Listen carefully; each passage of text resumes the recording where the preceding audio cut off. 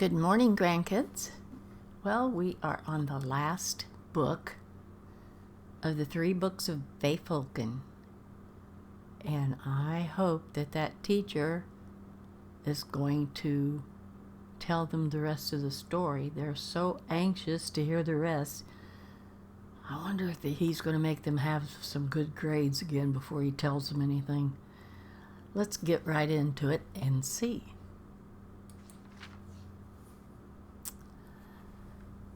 Thorabad had at last seen the power of the quill, said the great sage, continuing his tale.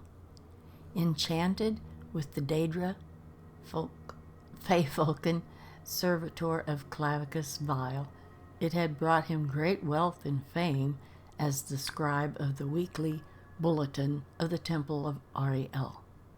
But he realized that it was the artist, and he merely the witness to its magic. He was furious and jealous. Oh, that's what got wrong with him. With a cry, he snapped the quill in half. Oh no. He turned to finish his glass of mead.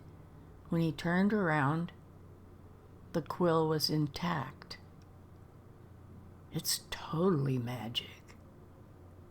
He had no other quills but the one he had enchanted, so he dipped his finger in the inkwell and wrote a note to Gorgos in big sloppy letters. When Gorgos returned with a new batch of congratulatory messages from the temple praising his latest bulletin, he handed the note and the quill to the messenger boy. The note read, "Take the quill back to the Mages Guild and sell it. Buy me another quill with no enchantments." Gorgos didn't know what to make of the note, but he did as he was told. He returned a few hours later. "They wouldn't give us any gold back for it," said Gorgos. "They said it wasn't enchanted." I told them, I said, "What are you talking about? You enchanted it right here with that Feyfolken soul gem." And they said, "Well, there ain't a soul in it now. Maybe you did something and it got loose." Uh-oh. Gorgos paused to look at his master. Thorabad couldn't speak, of course, but he seemed even more than usually speechless. "Anyway, I threw the quill away and got you this new one like you said."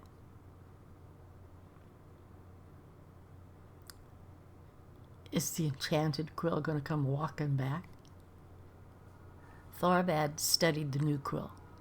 It was white feathered, while his old quill had been dove gray. It felt good in his hand. He sighed with relief and waved his messenger lad away. He had a bulletin to write, this time without any magic except for his own talent. Within 2 days' time, he was nearly back on schedule. It looked plain, but it was entirely his. Thorabad felt a strange reassurance when he ran his eyes over the page and noticed some slight errors. It had been a long time since the bulletin contained any errors. In fact, Thorabad reflected happily, there were probably other mistakes still in the document that he was not seeing. He was finishing a final whirl of plain calligraphy on the borders when Gorgos arrived with some messages from the temple. He looked through them all quickly until one caught his eye. The wax seal on the letter read, "Feyfolken." Whoa! With complete bafflement, he broke it open. "I think you should kill yourself," it read in perfectly gorgeous script. He dropped the letter to the floor, seeing sudden movement on the bulletin. Feyfolken script leaped from the letter and coursed over the scroll in a flood, translating his shabby document into a work of sublime beauty. He can't get away from it. Thorvald no longer cared about the weird, croaking quality of his voice. He screamed for a very long time and then drank heavily. I would be too. Gorgos brought Thorvald a message from Vanderthil. Now this is the new guy he reports to instead of that horrible woman. The secretary of the temple. Early Frida's morning. But it took the scribe until mid-morning to work up the courage to look at it. Good morning. I'm just checking in on the bulletin. You usually have it in on Turtis night. I'm curious. You planning something special? Vanderthil. Thorvald responded, Vanderthil, I am sorry. I've been sick. There won't be a bulletin this Sunday. And he handed the note to Gorgos before retiring to his bath. When he came back an hour later, Gorgos was just returning from the temple, smiling. Vanderthil and the archpriest went crazy, he said. They said it was your best work ever. Thorvald looked at Gorgos, uncomprehending. Then he noticed that the bulletin was gone.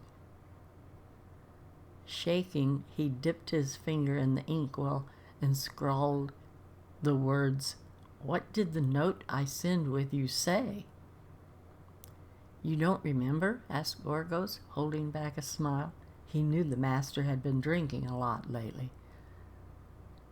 I don't remember the exact words, but it was something like, Vanderthil, here it is. Sorry it's late.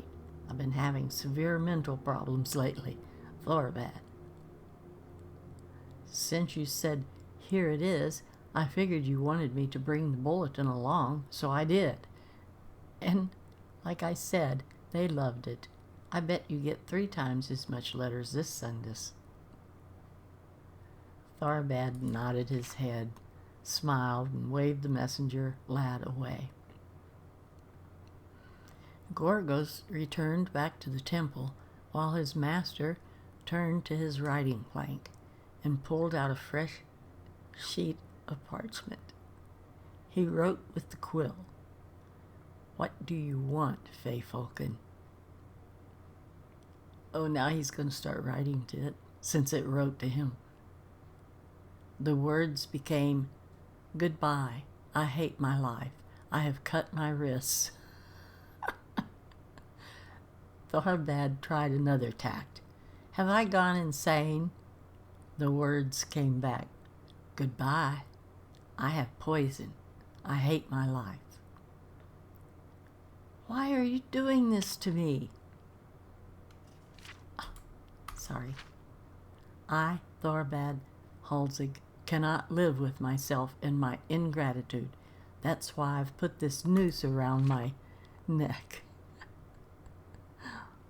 Thorvald picked up a fresh parchment, dipped his finger in the inkwell, and proceeded to rewrite the entire bulletin. While his original draft, before Feyfolken had altered it, had been simple and flawed, the new copy was a scrawl. Lowercase i's were undotted, g's looked like y's, sentences ran into margins and curled up and all over like serpents. Ink from the first page leaked onto the second page. When he yanked the pages from the notebook, a long tear nearly divided the third page in half. Something about the final result was evocative. Thorvald at least hoped so. He wrote another note, reading simply, Use this bulletin instead of the piece of trash I sent you. Feyfolken isn't going to accept that. When Gorgos returned with new messages, Thorvald handed the envelope to him. The new letters were all the same except for one from his healer, Telemichael. Thorvald, we need you to come in as soon as possible. We've received the reports from Black Marsh about a strain of the Crimson Plague that sounds very much like your disease, and we need to re-examine you. Nothing is definite yet, but we're going to want to see what our options are. It took Thorbad the rest of the day and 15 drams of the stoutest mead to recover. The larger part of the next morning was spent recovering from this means of recovery. He started to write a message to Vanderthil. What did you think of the new bulletin? With the quill. Feyfolken's improved version was, I'm going to ignite myself on fire because I'm a dying no talent. Thorbad rewrote the note using his finger and ink message. When Gorgos appeared, he handed him the note. There was one message in Vanderthil's handwriting. It read, Thorbad, not only are you divinely inspired, but you have a great sense of humor.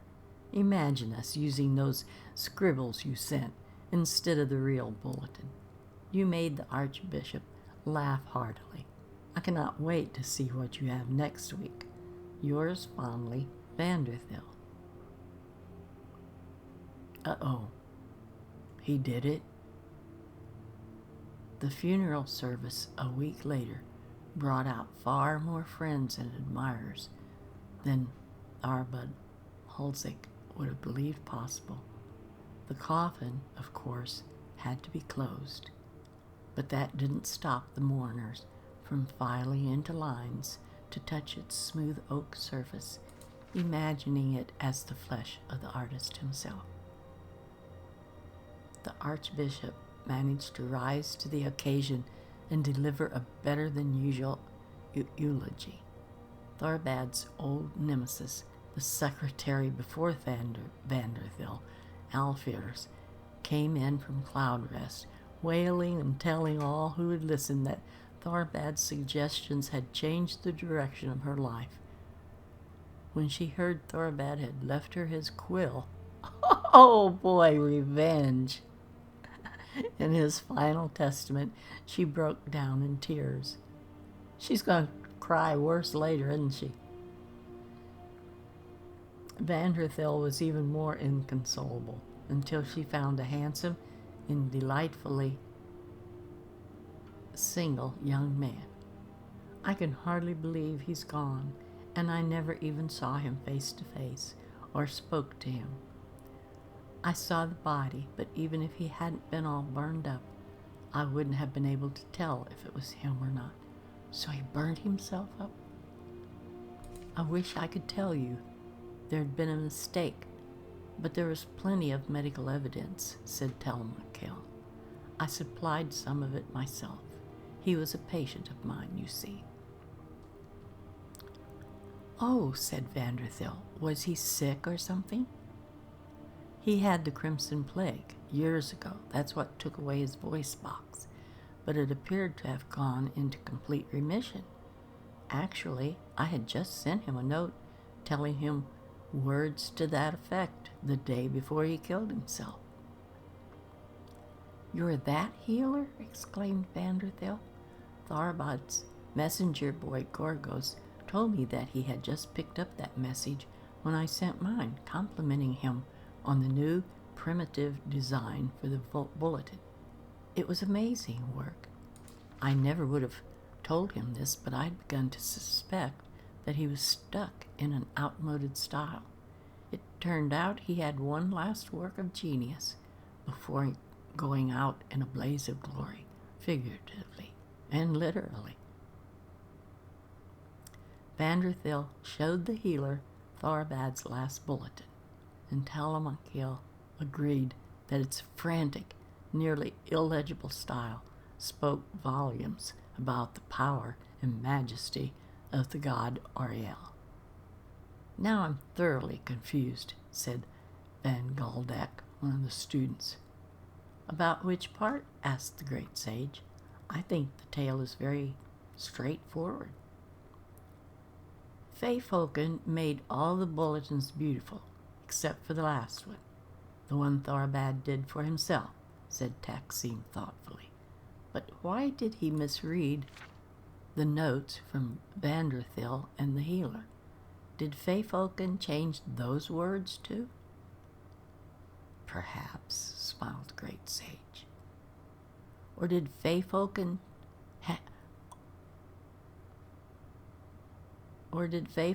change Thorabad's perceptions of those words?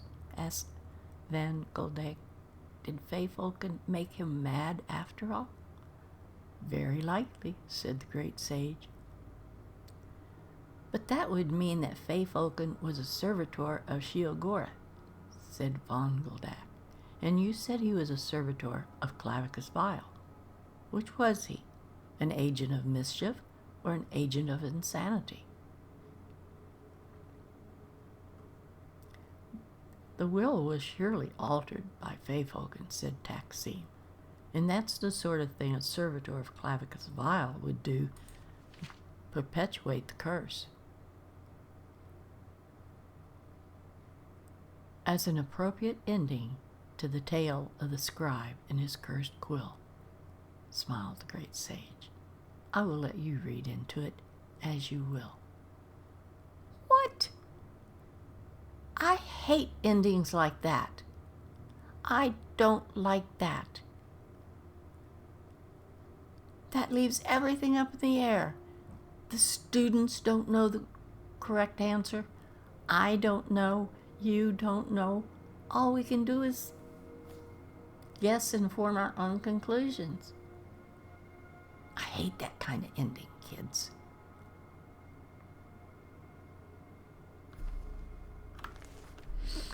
Okay, grandkids, that is the end of the Feyfolken series. I was not happy with that ending at all. But that was it. It was really interesting. The whole thing was really interesting and fun. I felt sorry for Thorabad.